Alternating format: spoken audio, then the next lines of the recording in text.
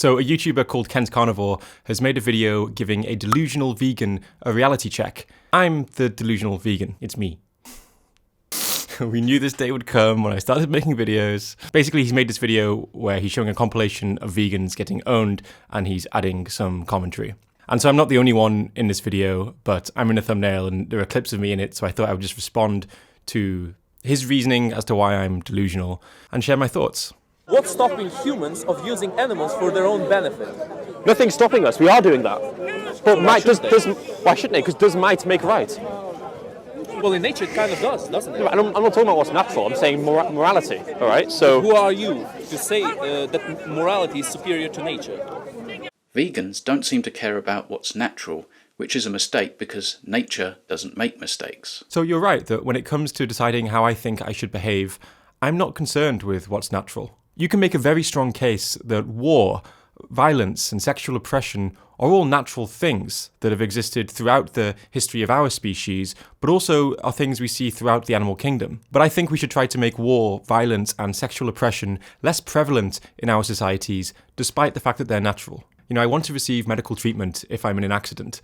I want to have access to contraception. There are plenty of unnatural things that are good for us, and there are plenty of unnatural things that are bad for us. The point is, just because something is natural, that doesn't necessarily mean it's going to be good or desirable or ideal for our society. Another thing is that when you think about it, it can actually be quite hard to know where to draw the line as to what we decide is natural and unnatural. You know, many of the plant foods that we typically view as natural are actually changed through selective breeding and look completely different to the original, more natural counterparts. And ultimately, humans are a species who evolved through natural selection by evolution like all the other animals on this planet. So you can actually make a strong case that all human behavior is natural. I mean, humans evolved to build skyscrapers through the same process that birds evolved to build nests. Anyway, I actually have an in-depth video on the appeal to nature fallacy, so I'll link that in the description of this video. But when it comes to ethics, I strive to take an approach that emphasizes the experience of conscious beings.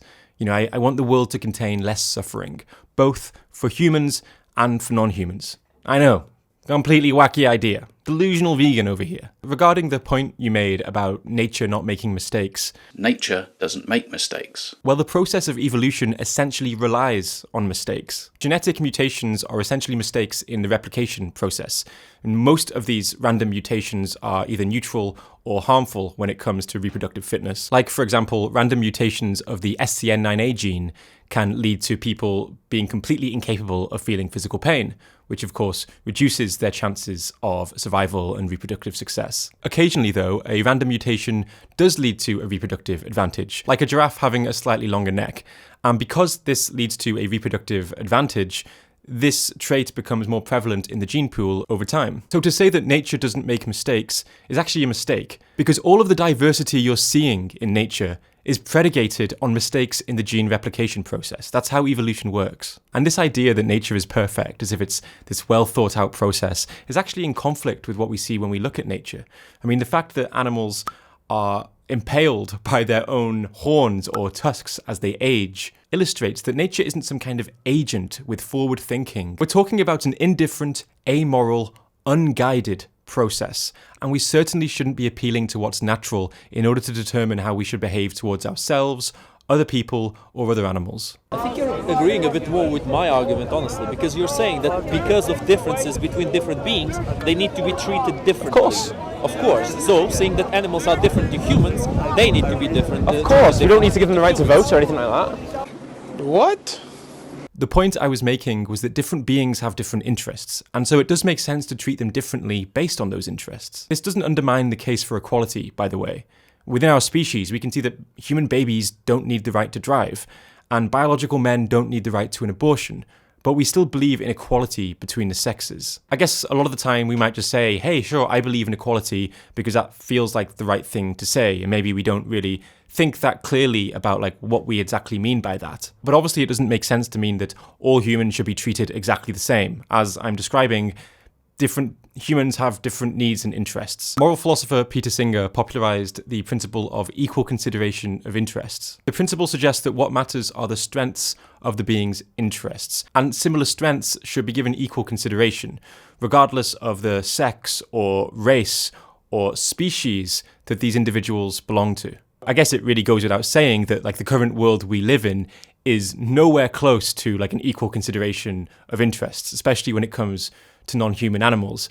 And you don't have to believe in the principle of equal consideration of interests to recognize that like the trade-offs we're currently making between human well-being and animal well-being is kind of crazy. Maybe we get a level of sensory pleasure from eating pig meat, but like you have to weigh that with the consequence of it, which in the UK would mean a pig living in a factory farm for 6 months before dying in a CO2 gas chamber, which causes intense suffering. I actually spoke to a consultant of the meat industry about this, Dr. Temple Grandin, who described to me how it creates a burning sensation in their lungs. There's a fear response where the pigs thrash around in the gas chamber in many cases and try and escape, and it creates what probably feels like the late stages of drowning.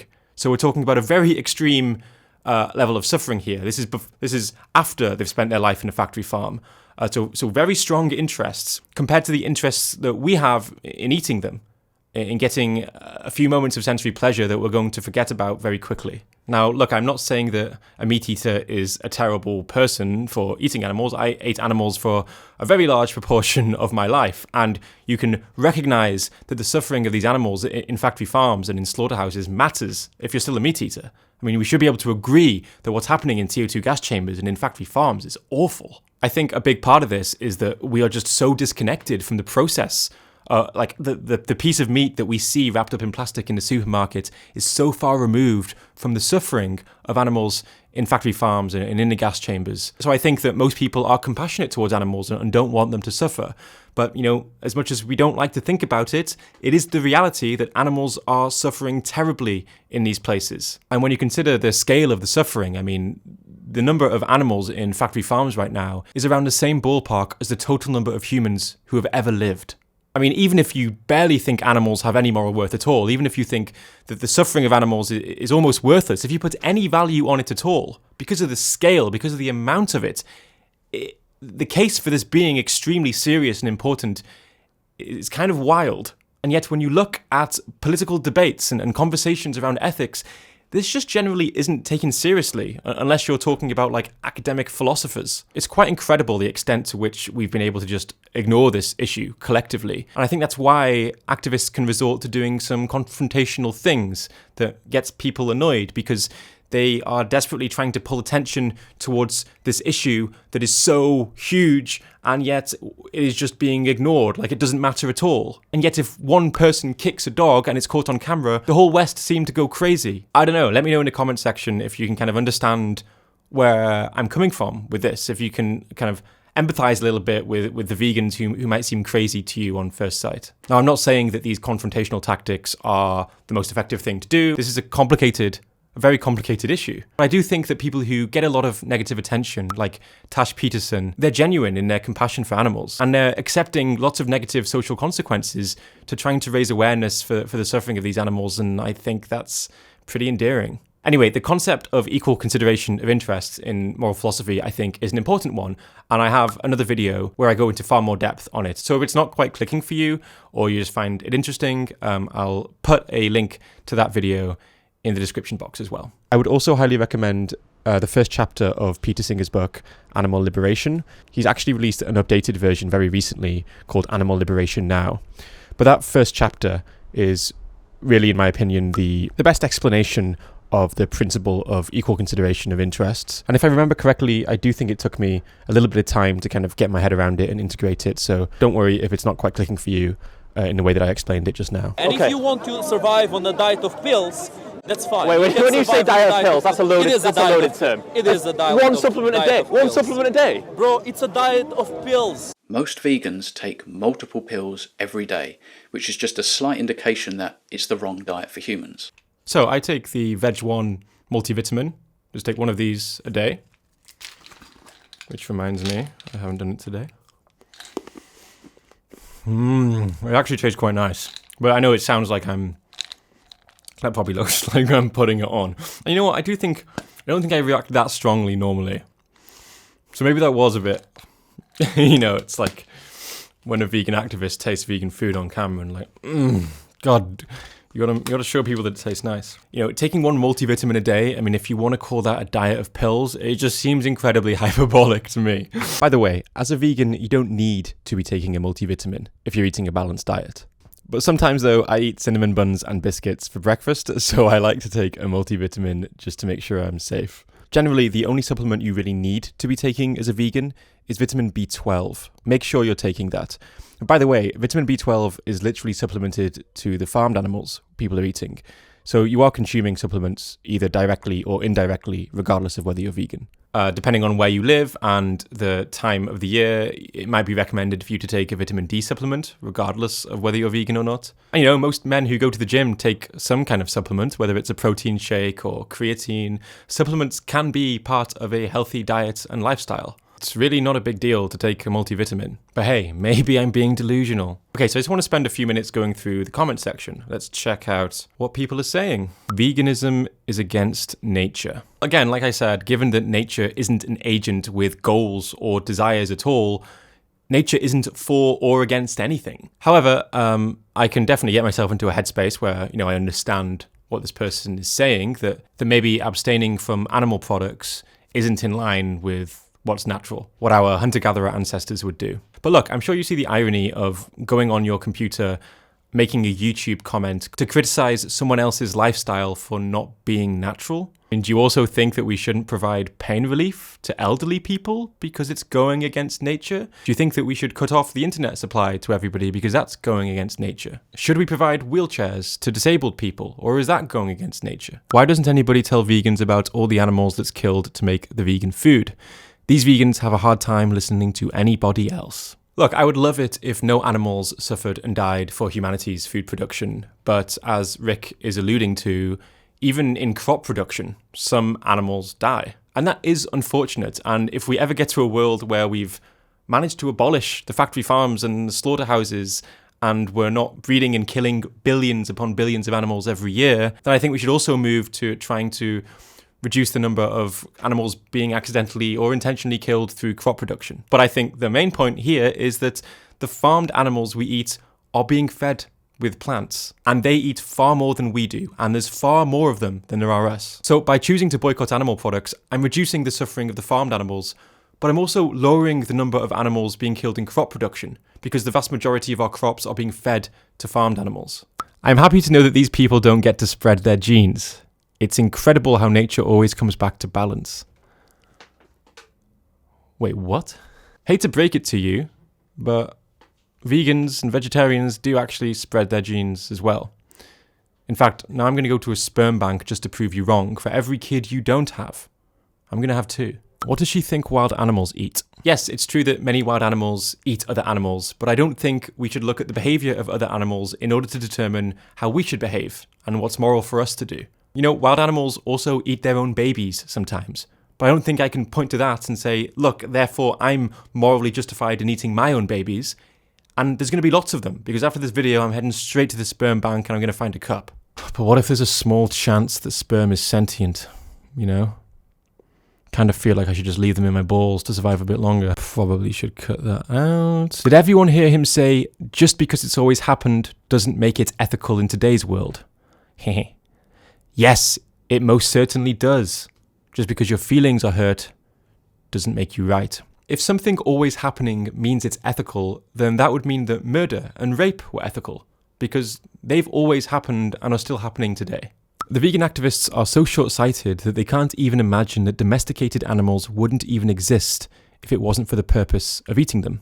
Actually, animal advocates are perfectly aware that we're breeding animals into existence for the purpose of eating them. And so if we were to stop eating them, then we would stop breeding them. But you know, when you look at the typical life of a farmed animal, it's not like we're doing them a favor by bringing them into existence. Their life is miserable. The vast majority of farmed animals live in factory farms where their experience is being completely neglected in order to maximize profits. If I started breeding dogs into existence, maybe I selectively bred them to change the bulldog into a different breed of dog, and I was using them for dog fighting, And they were living in cages and living in terrible conditions and were often having brutal deaths, as farmed animals are, by the way. And you told me, hey, stop doing that. This is animal cruelty. And I said to you, hey, I've bred these animals into existence for the specific purpose of dogfighting. They wouldn't exist if I weren't doing that. You'd probably say something like, these dogs aren't having lives worth living. If I had to choose between being born as one of these animals and living through that, or not being born at all, I'd rather not be born. And so I'll ask you the same question.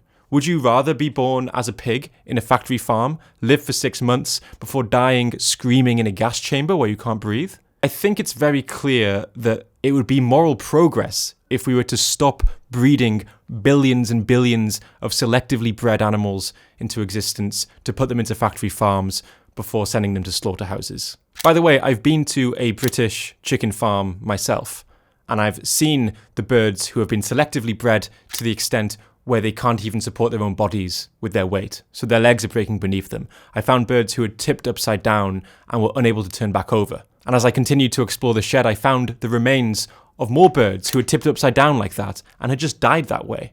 So when someone tells me, but these animals wouldn't exist if we weren't breeding them, I think, yeah, that would be great. I wish conscious beings didn't have to experience something like that. Anyway, those are my takes. I hope that that doesn't sound too delusional to you. I hope you can at least see, maybe understand a bit more things from my perspective and perhaps from other animal advocates' perspectives who sees the suffering on factory farms and slaughterhouses as a serious moral atrocity. And I really do think that humanity are going to continue to expand the moral circle and to care more and more about animals over time. And I think we'll eventually move away from consuming factory farmed animals in the way that we're doing right now. And I think at that point, I think when people come away from eating animals, humanity will look back at this time and will see this moral emergency a lot more clearly. And I really do think that it's going to be seen as a truly shameful thing that we've done to these animals.